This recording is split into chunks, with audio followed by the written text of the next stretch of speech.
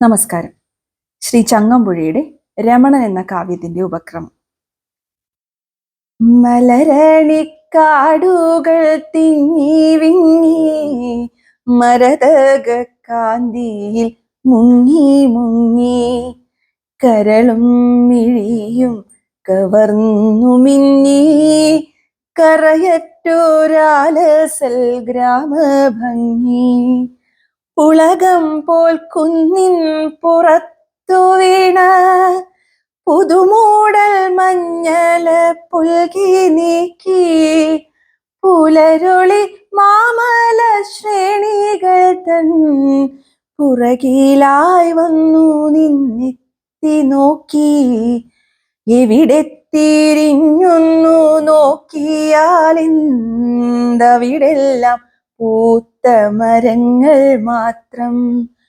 ഒരു കൊച്ചു കാറ്റെങ്ങാൻ വന്നു പോയാൽ തുരുതുരെ പൂമഴയായി പിന്നെ തളിരും മലരും തരുപ്പടർപ്പും തണലും തണുവണി പുൽപ്പരപ്പും കളകളം പെയ്തു പെയ്തങ്ങുമിങ്ങും ഇളകിപ്പറക്കുന്ന പക്ഷികളും പരിമൃദു കല്ലോല വീണമീട്ടി പതറിപ്പതഞ്ഞുപോ ചോലകളും ഒരു നല്ല ചിത്രം വരച്ച പോലെ വരി വരി നിൽക്കുന്ന കുന്നുകളും പരശതം സസ്യവിധാനിതമാം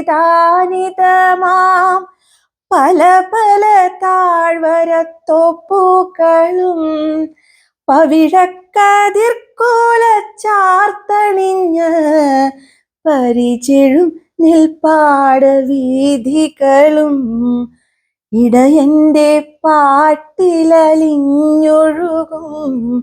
തടിനിയും താമര പൊയ്കകളും ഇവയെല്ലാം ആവേറും ഗ്രാമരംഗം ഭുവനൈക സ്വർഗമായി തീർത്തിരുന്നു.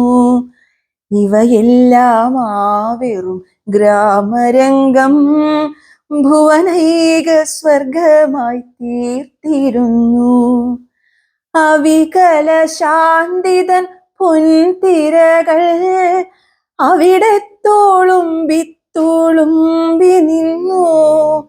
അഴകുമാരോഗ്യവും സ്വസ്ഥതയും അവിടത്തിൽ മുട്ടിട്ടു നിന്നിരുന്നു. അവിടമൊരൈശ്വര്യ ദേവതൻ അനഘദേവാലയമായിരുന്നു. മതി മമ വർണ്ണനം നിങ്ങളൊന്നാ മലനാടു കണ്ടാൽ കൊതിച്ചു പോകും. മതി മമ വർണ്ണനം നിങ്ങളൊന്നാ മലനാടു കണ്ടാൽ കൊതിച്ചു പോകും.